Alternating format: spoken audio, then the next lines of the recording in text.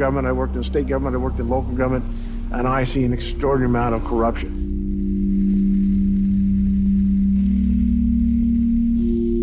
Right now, we have a number of state senators that have just been indicted in Alaska for corruption, dealing with the oil industry. But what was the amount of corruption? A few $1,000s. It's not the money, it's the power. Not many people know that prior to being president, Vicente Fox was the general manager for Coca-Cola in Latin America. So Coca-Cola received some of the largest water concessions in Mexico during the Fox administration. And this is something that really needs to be opened up for serious debate. People do not realize the extent to which there is a direct giveaway on the part of governments of water resources and services to industries locating in their jurisdiction. Well, I want to be very clear about the situation in Mexico that President Vicente Fox has given us no special favors on water issues or anything else along that line. The largest water concession given by the government in the whole country was to a Coca-Cola bottling plant. It takes as much water as it wants. You could say that Coca-Cola ruled Mexico. If you really look at the controversy of whether water should be owned privately or water should be owned publicly, I see abuses on both sides. When water is only owned by the government, you have an opportunity for abuse. When water is jointly owned by someone who is a capital interest, a private interest, a profit interest, and government, you have a partnership that tends to balance those things out. The new face of colonialism comes in the form of Coca-Cola. You walk anywhere in Africa and it's Coca-Cola water. You cannot get anything but, you cannot drink the water out of the tap. You can't even find purifiers. You are an absolute slave to this company. Dasani is not meant to be a substitute for municipal supply, so we are absolutely in support of robust, comprehensible, and equitable water and sanitation systems. In this country, you have to pay more for this water than you pay for the same amount of Coca-Cola. So that's something. Dasani is in plastic bottles, and Coca-Cola are in glass bottles. Now, when you look at the price difference, what you're looking at is that the cost of producing those bottles is much higher. We have looked at, in the past, of bottling Dasani in the glass, but the plastic package is becoming very popular now, and what we're looking at is what the customers want.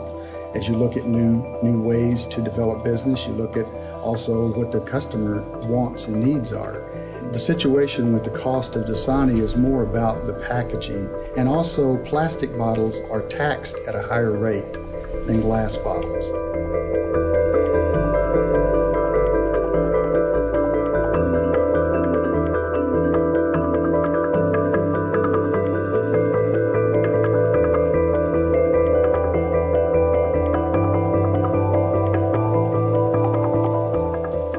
Wall Street per se understands in 50 years this is the commodity to be invested in. There's a sunset out there, there's a horizon out there that's coming closer and closer for oil, but not for water. There are at least a dozen publicly traded water indexes that deal only with water, trading it on the open stock market. 5 years ago, this didn't exist. Now it's just simply exploding. It takes two players to really make the corruption happen.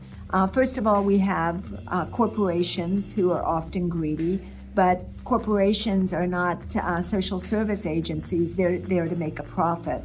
And what happens too often is that the water hunters are able to come in and either the government is corrupt or the laws are not sufficient to protect the water resources.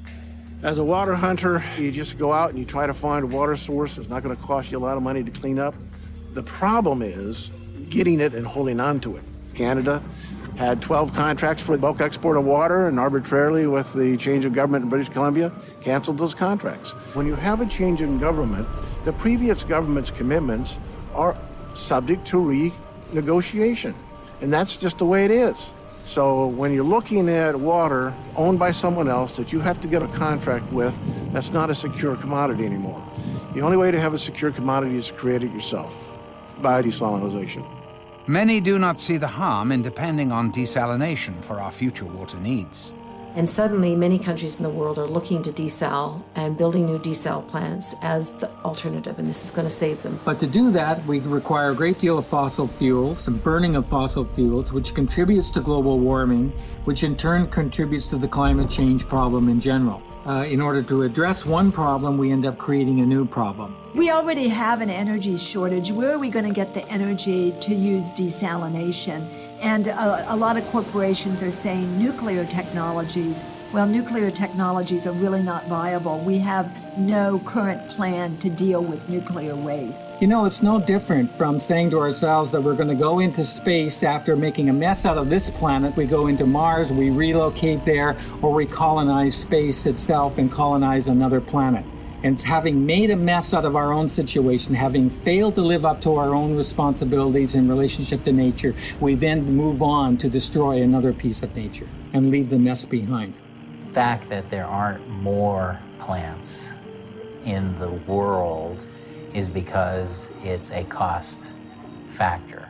Only rich countries or the World Bank or big corporations or a combination of all three are going to be able to afford to build desalination plants. But even on the slim chance that technology can advance quickly enough, that the energy costs and needs lower enough to make a global desalination solution possible, the question still remains, why?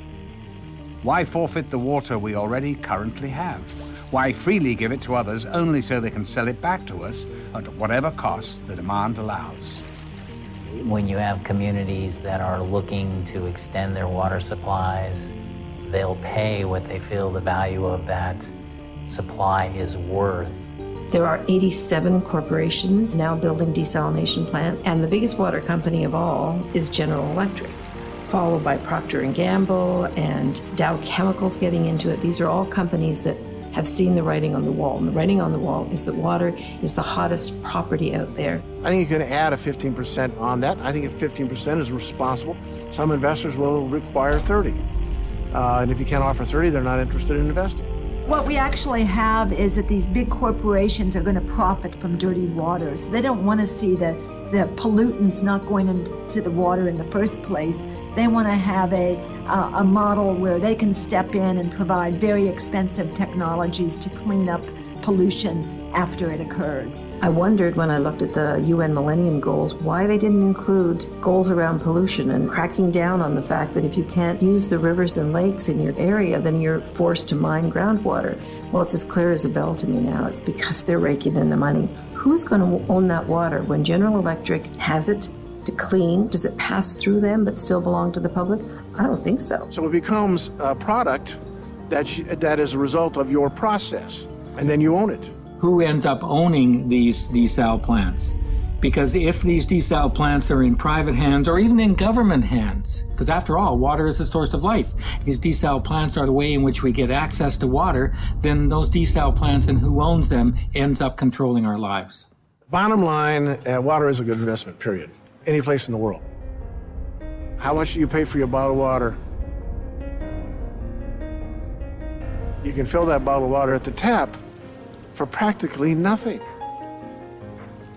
And the difference between what's in the bottle and what's in the tap is, in most cases, insignificant. You know, we do not advocate bottled water over tap water. You know, consumers generally buy bottled water because of convenience, because of access. I wouldn't say that it's healthier. It is a healthy alternative. Because of the world water scarcity, the Great Lakes have been perceived to be a target. We were concerned about our wetlands, and actually my thought was it's our water, they don't have a right to take it, which wasn't correct. In our legal framework, corporations have the same rights as citizens, and so we see Nestle having the ability to go in and pump. Initially it started from a meeting that they had up in the town of New Haven. Naturally, Perrier hired a consultant to study all of the effects of the pumping and so forth. And everything that they said, you know, nothing would happen, everything would be fine, there would be no problem with the lake. I talked to my hydrology buddy and I said, Tom, he said that this isn't going to affect the spring.